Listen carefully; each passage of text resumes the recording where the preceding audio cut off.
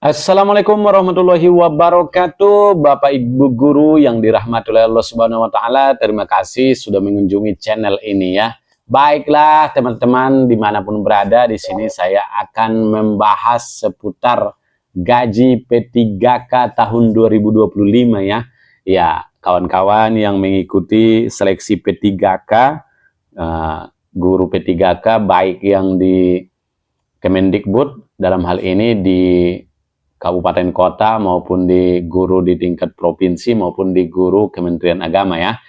Kita tahu sendiri bahwasanya guru SD SMP P3K-nya itu adalah di bawah naungan kabupaten kota, sedangkan guru SMA dan SMK itu di bawah naungan provinsi, dan guru madrasah baik Yamin, MTSN, MAN itu di bawah naungan Kementerian Agama. Nah, berapa sebenarnya gaji P3K? Kalau nanti bapak-bapak ibu yang ikut seleksi tahun ini mudah-mudahan lolos, kita doakan ya, amin ya rabbal alamin.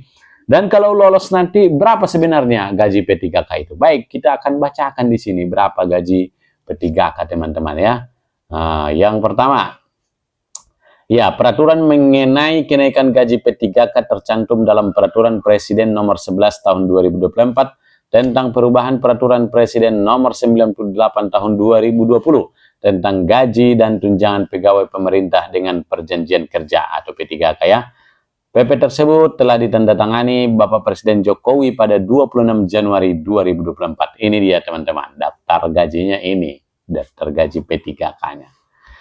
Yang pertama golongan 1 itu 1.938.500 sampai dengan 2.900.900 rupiah. 2.900.900 rupiah. Nah, ini berdasarkan masa kerja teman-teman ya. Golongan 2 2.116.900 rupiah sampai dengan 3.071.200. Sedangkan di golongan 3 ada 2.206.500 rupiah sampai dengan 3.201.200 rupiah. Sedangkan golongan 4 2.299.800 rupiah sampai dengan 3.336.600 rupiah. Dan di golongan 5 ada 2.511.500 rupiah sampai dengan 4.189.900 rupiah. Nah, jadi kalau kita baru masuk P3K itu yang pertamanya gaji pokoknya teman-teman itu ya. Golongan 6 2.742.800 rupiah sampai dengan 4.367.100 rupiah. Dan golongan 7 2.858.800 rupiah sampai dengan 4.551.800 rupiah.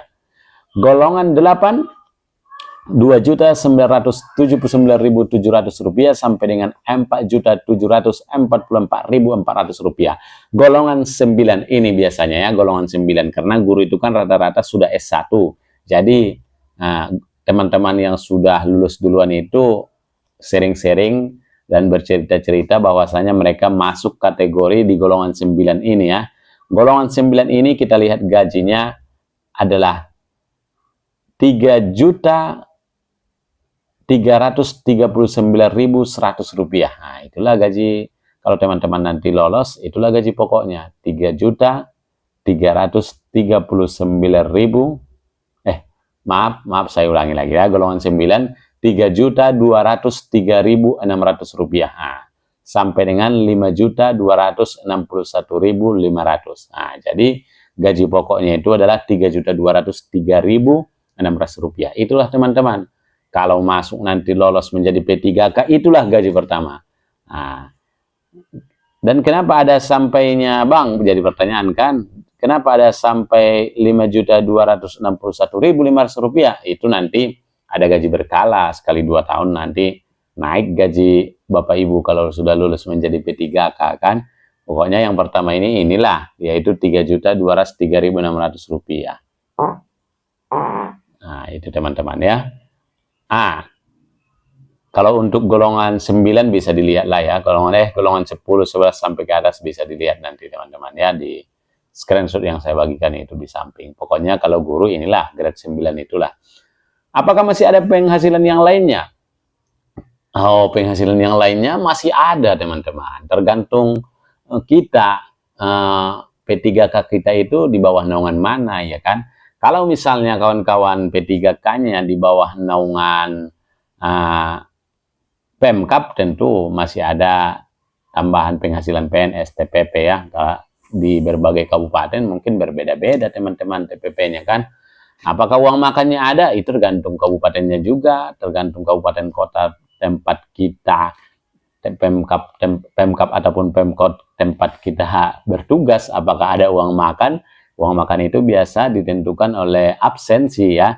Nah, tetapi sebagian tidak ada, teman-teman.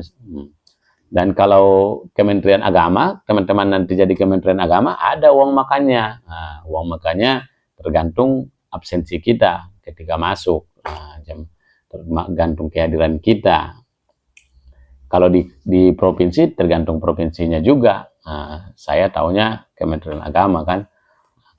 Karena itu aturannya dari pusat, langsung dari Kementerian Agama pusat.